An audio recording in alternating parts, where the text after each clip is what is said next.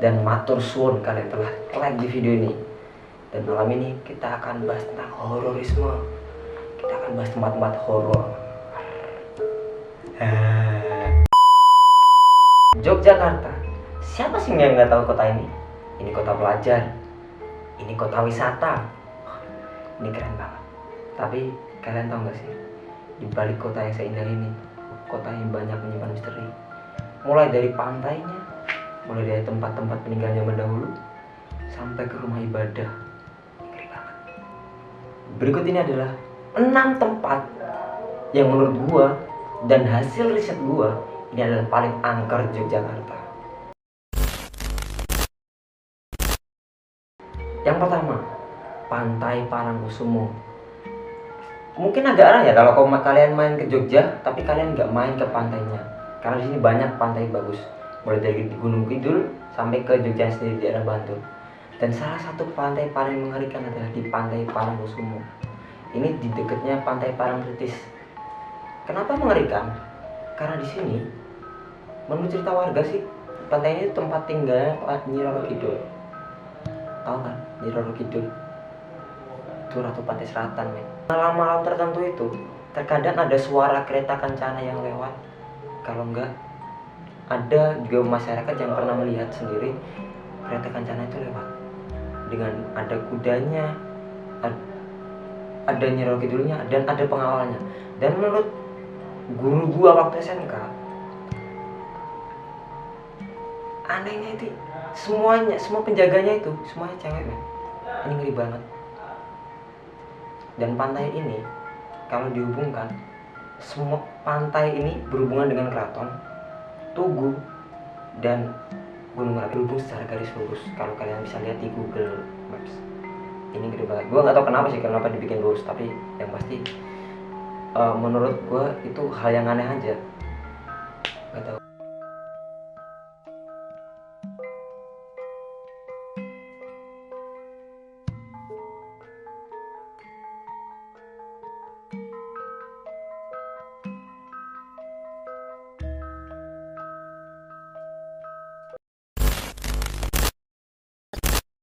Kedua, Bundaran Teknik UGM. Ya, kalian pasti tahu UGM. Ini kampusnya orang-orang pintar, orang-orang berkelas. Tapi kalian tahu nggak sih, di sini banyak kejadian-kejadian aneh juga.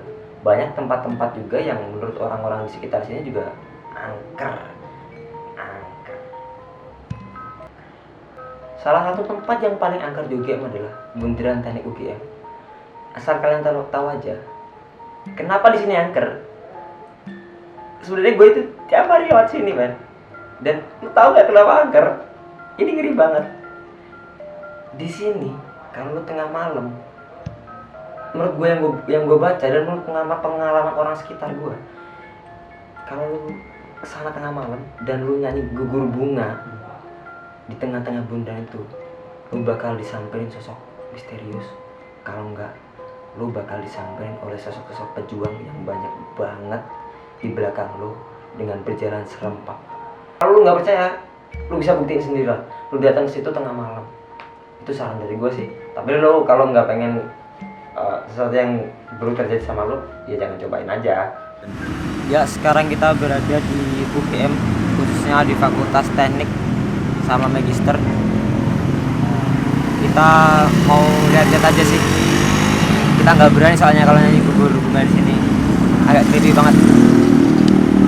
Ntar ada mobil lewat, habis ini kita bakal lewat sana, kita nyebrang ke bundarannya langsung. Ayo kita nyebrang. Mau sepi.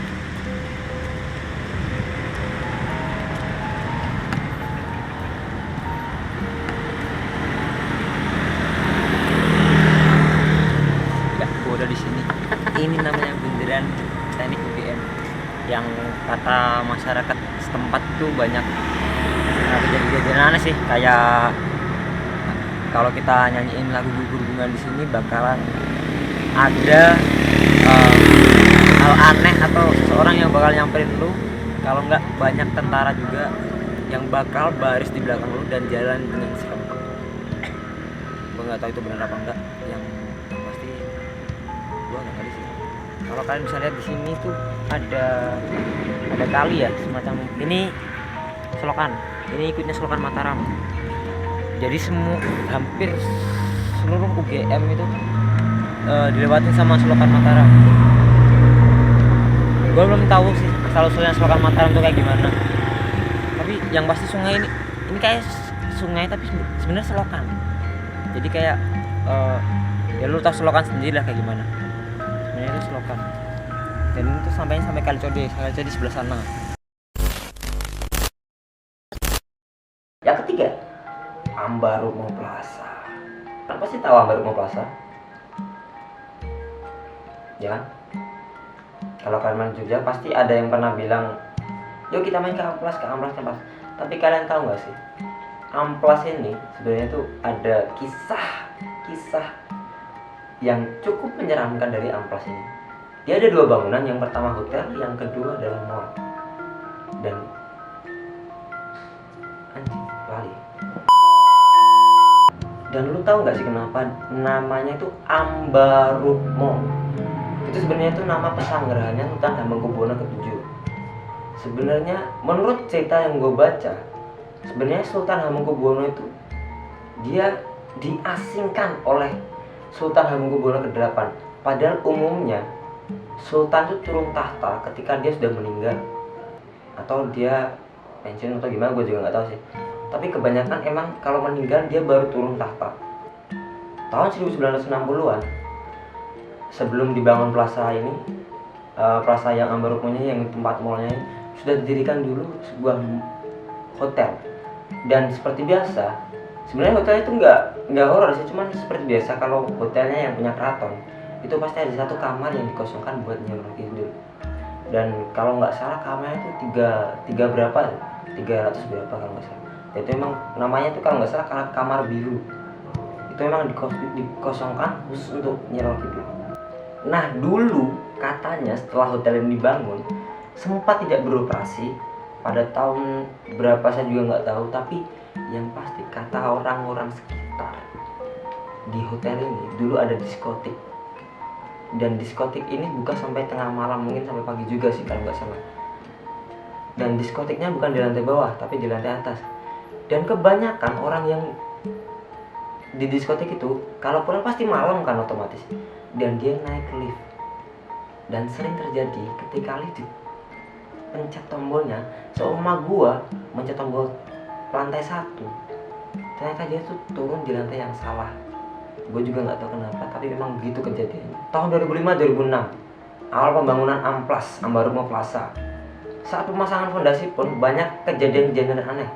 Mulai dari alat yang buat konstruksi itu rusak, pegawainya sakit, ada yang meninggal juga. Pokoknya banyak deh kejadian-kejadian aneh kayak gitu tuh. Mungkin karena emang tempatnya tempat keraton jadi agak keramat. Dan saat pemasangan fondasi pun, menurut cerita yang gue baca di sini, banyak korban di situ. Lebih parahnya 15 orang. Gila men, 15 orang itu meninggal semua. Ada yang kecor lah, kena cor-coran, ada yang ketimpa ada yang matinya. Pokoknya semua itu meninggalnya agak nggak wajar ya menurut gue itu. Agak aneh menurut cerita orang-orang sekitar di situ. Yang lebih parahnya lagi, orang-orang yang meninggal di situ ada yang dikubur sekalian sama pondasinya. Jadi orang-orang di situ dikubur di dalam mall. Kalau lu nggak percaya, lu bisa cek di basement bawah buat tempat parkir. Dan di basement itu ada lantai yang kedua, yang lantai di atasnya basement itu. Kalau nggak percaya, lu coba cek di situ. Di situ ada ruang yang emang khusus dikosongin. Kata penjaga tempat yang gue baca itu agak aneh, soalnya tempat itu bukan buat apa-apa. Seharusnya bisa buat lahan parkir, tapi emang disengaja dikosongin. Gue nggak tahu kenapa juga. Katanya emang di situ biar nggak memakan korban lebih banyak lagi. Nah kalau kalian terakhir ini di Amplas ada juga Studio 21. Kalau kalian tahu, kalau kalian sering nonton bioskop, kalian pasti tahu 21. Nah yang angkernya lagi, kalau kalian pasti tahu biasanya ada yang sesi midnight. Nah di midnight ini kan bulan tengah malam kan pasti, kalau midnight itu Dan yang anehnya, kalau kalau sekalipun kalian mau balik dan lift itu penuh, jangan sekali-sekali kalian turun lewat tangga darurat ataupun tangga desa. Kalau kalian coba, kalian gak bakal sampai di bawah. Rasanya jauh banget. Kemungkinan juga kalian bakal turun di situ sampai pagi, baru bisa kalian keluar dari situ. Mendingan gue saranin kalian nunggu lift itu sampai naik lagi. Itu yang gue saranin. Tapi gue saran lagi, jangan sampai sendirian. Kalau bisa sama temen lo. Tuh. Yang keempat, Benteng Fredericksburg. Kalau kalian main ke Jogja, kalian pasti tahu Benteng Fredericksburg yang di dekat Malioboro itu loh. Nah, benteng ini tuh dibangun oleh Sri Sultan Hamengkubuwono atas permintaan oleh Jenderal Belanda, seorang jenderal Belanda lah. Gua juga nggak tahu namanya siapa. Konon benteng tua ini dihuni hantu wanita bule berkaki seperti kuda. Jadi kalau lo tahu legenda Yunani itu apa jenis itu? Nah, Centraeus apa tuh lupa gue namanya. Nah itu, jadi kayak gitu. Jadi badannya itu cewek bule dan kakinya itu kaki kuda men. Ada juga muncul kayak serdadu berseragam company gitu tapi nggak ada kepalanya. Terus anjing, gue pikir ngeri banget itu.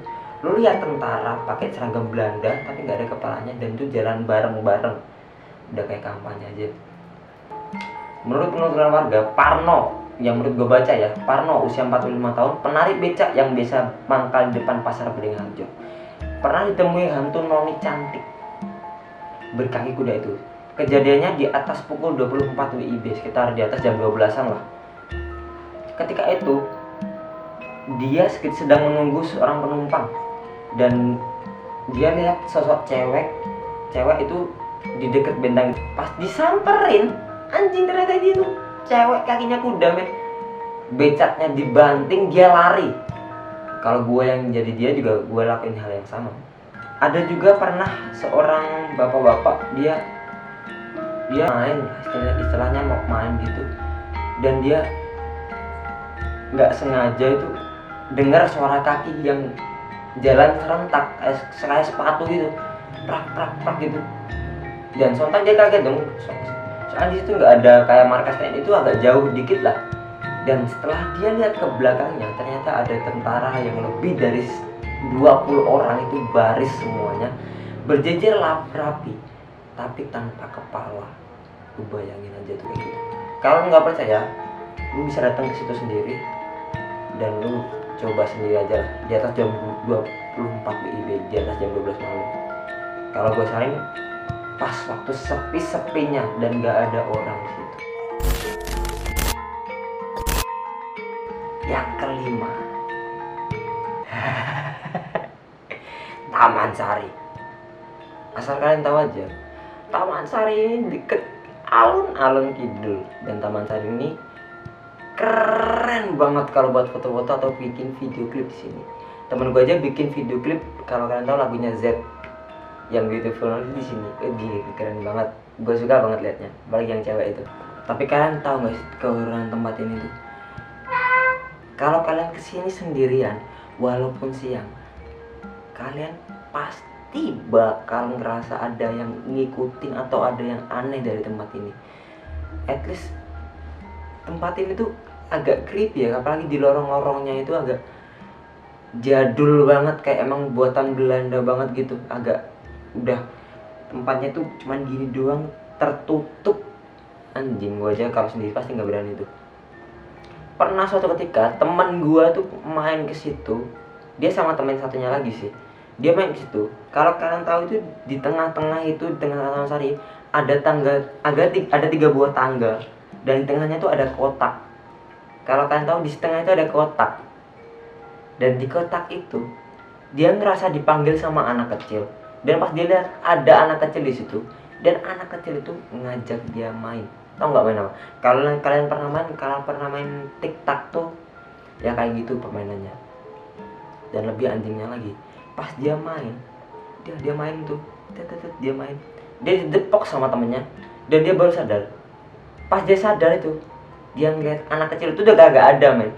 udah hilang nggak tahu kemana. Gua nggak ngerti juga sih dia kemana, tapi yang pasti pas ditepok itu anak kecil tuh udah hilang, udah nggak tahu kemana. Dan permainan yang dia mainin itu masih ada di situ.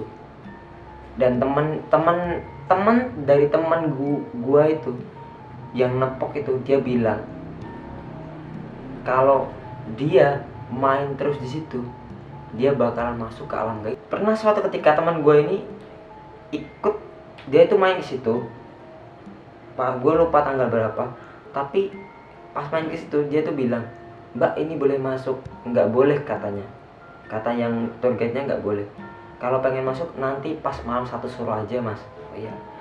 Dan dia malah pas malam 1 suruh dia ke situ, dan ternyata dia diajak kayak bawain nampan gitu buat sesajen. Dia masuk ke lorong itu, dan tau gak sih, pas dia masuk ke lorong itu gelap banget, nggak ada cahaya sama sekali, ada cahaya dari lilin doang. Dan tau gak sih lu, yang ngerinya itu apa? Pas dia keluar dari lorong itu, dia udah sampai di pantai selatan. Jadi gue pikir itu that's weird man. Lu masuk lorong, tapi tiba-tiba lu masuk ke daerah lain yang itu agak aneh. Lu masuk lorong tapi lu tibanya di pantai, itu agak gak masuk di akal ya. Tapi mungkin karena itu di daerah dekat keraton, mungkin masih ada hawanya juga. Gue juga nggak tahu sih sebenarnya. Yang keenam, ini gereja gotik Saidan. Kalau kalian lihat gereja ini tuh agak aneh menurut gua, dan mungkin kebanyakan dari kalian yang main atau tinggal di Jogja pun jarang yang tahu tentang gereja ini. Sebenarnya gua masih bingung, ini sebenarnya gereja, tempat tinggal, atau pabrik. Ada yang bilang ini gereja, ada yang bilang juga ini pabrik batik, ada yang juga pernah bilang sama gua ini adalah rumah hunian oleh orang Tionghoa yang udah ditinggalin. Gereja ini tuh di daerah Saidan. Letaknya agak tersembunyi sebenarnya, itu masuk gang.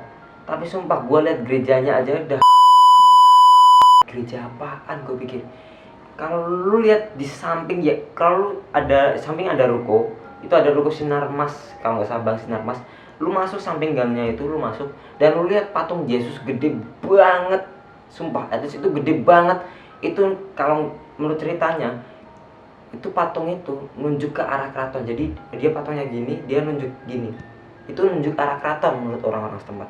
Kalau lo lihat ini agak ngerinya tuh dari anjing, ini gereja ini udah tutup sebenarnya. Gue pikir anjing ini kenapa dibangun gereja kayak gini. Menurut teman gue gereja kayak gini tuh nggak ada. Jadi kalau menurut teman gue, kalau orang Katolik itu jarang masang patung Yesus di gerejanya. Kalaupun ada yang gede kayak gitu paling Gua Maria sama Bunda Marianya. Dan kalau orang Kristen malah nggak masang sama sekali, cuman ada salib di dalam. Dan ada orang yang pernah masuk ke dalam gereja ini, dia nerobos, dia manjat pagar di sini. Di dalam gereja ini dia nemuin kata-kata kayak kata-kata bahasa Belanda gitu, dan pas dia catat, dia terjemahin, artinya tuh kayak lampu yang menerangi gitu. Kayak lampu, tapi lampunya tuh lampu, kalau lihat lampu teflon kayak gitu ya, lampunya kayak gitu. Di altarnya itu, di altarnya ada banyak tulisan agak Belanda gitu. Gua yang orang awam aja, yang gua cukup bisa dibilang nggak takut sama hal kayak gitu, gua merinding cuman lihat gereja itu. Itu menurut pengalaman pribadi gua sendiri sih. Orang macam apa yang bangun gerejanya gini? Ini sebenarnya gereja ini tuh udah dibangun dari zaman Belanda dulu, men. Dan gue saranin jangan sekali-sekali lu nerobos masuk ke dalam kalau lu nggak pengen ada kejadian aneh di dalam. Nah, itu dia tempat yang menurut gue, 6 tempat yang menurut gue paling ngeri di Yogyakarta. Kalau kalian suka video ini, klik jempol ke atas. Kalau nggak suka, klik jempol ke bawah. Kalau menurut kalian video ini bosenin atau nggak ada ngeri-ngerinya sekali, ini lo mungkin bilang, ini video apaan sih, nggak jelas banget, orangnya hitam gitu, nggak jelas, belakangnya backgroundnya merah, nggak jelas gitu. Lo boleh klik jempol ke bawah. Kalau kalian suka, bisa klik subscribe biar gue bisa bikin video-video yang menurut kalian bisa memacu adrenalin kalian lebih dalam lagi. Dukung YouTubers Indonesia, semangat terus. Bye.